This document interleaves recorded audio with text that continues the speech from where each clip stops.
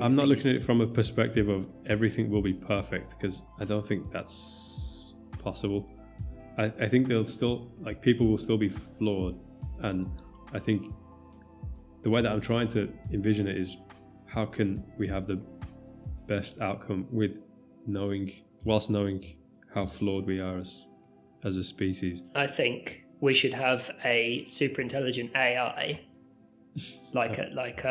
that gives us advice. It doesn't do anything. It just says, okay, humanity, like God. This is what you should do. It makes decisions, but you've just humans act on described them. Jesus.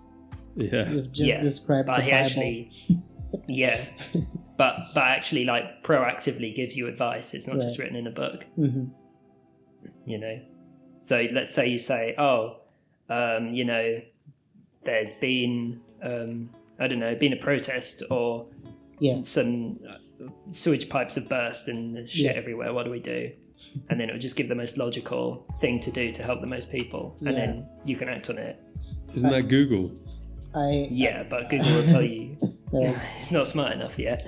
So I like all these sort of transferable consciousness thing. I think if we have that, we would be able to also have what Dave is talking about, where people's knowledge of the past and how to deal with problems, how to live well, like what is the best thing to do. I think that could be aggregated into some sort of singular human minds. That it would be like a collective of human knowledge. Including this podcast. Yes, it would exactly. be everything. So that's sort of what the Bible was supposed to be at the time anyway, like the collection of stories of how to live the right way, right? The morally right way. I suppose, So I think if we have what Ollie is talking about, which is, it does sound likely that, eventually the mind and consciousness would just be like some sort of transferable data that we can use. It'll be really cool to have like this obviously godlike entity that you can ask and have like the whole combined knowledge of humanity and the whole combined experience of humanity sort of give you advice. That would be pretty cool. Yeah, but I agree. I think it would be cool. It's just, if everything was perfect, you wouldn't need advice for it.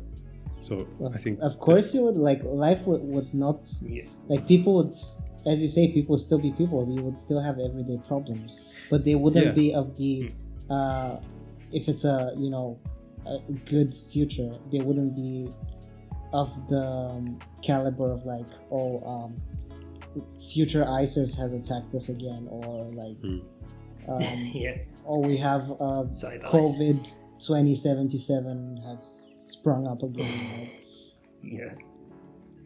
So we would. I'm not saying problems are gonna go away. I'm just saying, like, a lot of the problems that we have now, which we think about all the time, they're not gonna be there in 1,000 years. Like, there's absolutely no way that in 1,000 years we're still gonna think about the same shit.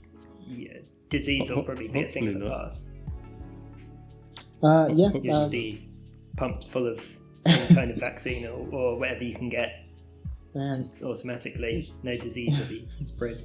Speaking of that, this is a slight tangent, but did you guys know in Canada they do like these vitamin pumps where they like sit you in a chair and they put like vitamin slushies in you intravenously, and you just sit in like imagine it's like a hair salon, but it's with those chairs and pipes. What? And people just do that like as a casual thing. Maybe that is the future, who knows. So is it like an injection or? Yeah. They just put it in your vein, like a drip, like in the hospital. Imagine they start putting those in malls and we just all go hang out at the vitamin injection center. Exactly.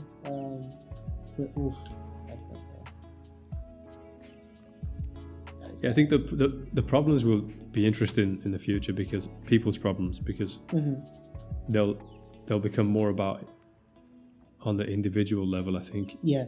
as opposed to what this.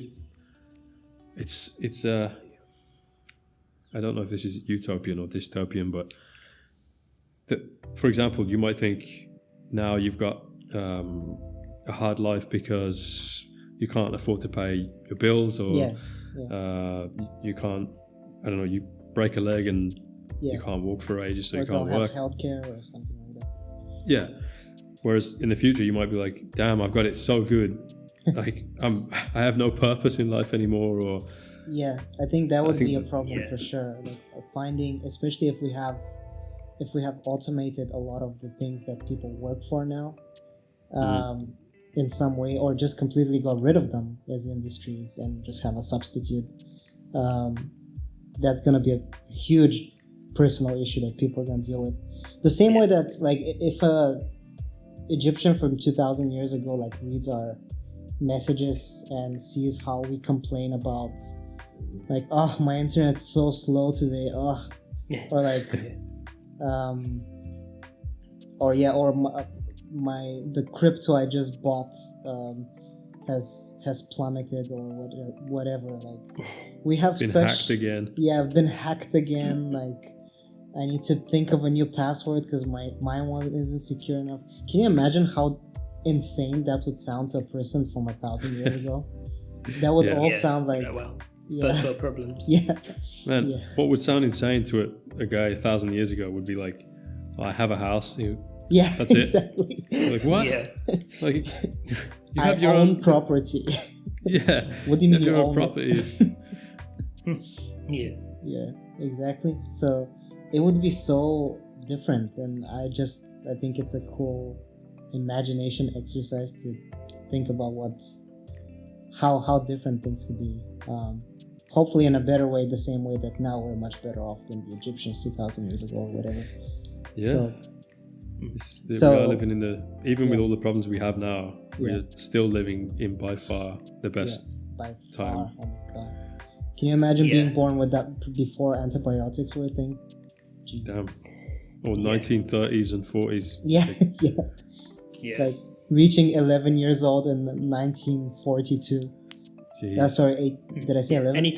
Anytime before the end of World War II, I think. Yeah. Shit. Yeah.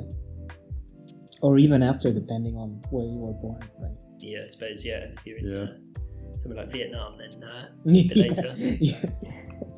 Yeah. So Dave, what about you? Like, what do you... Oh, yeah. Give us a hot take. Well, yeah, you covered a few things. I think virtual reality is an interesting one, because I think we'll probably have quite a significant portion, at least, of our social lives and entertainment would be involving virtual reality.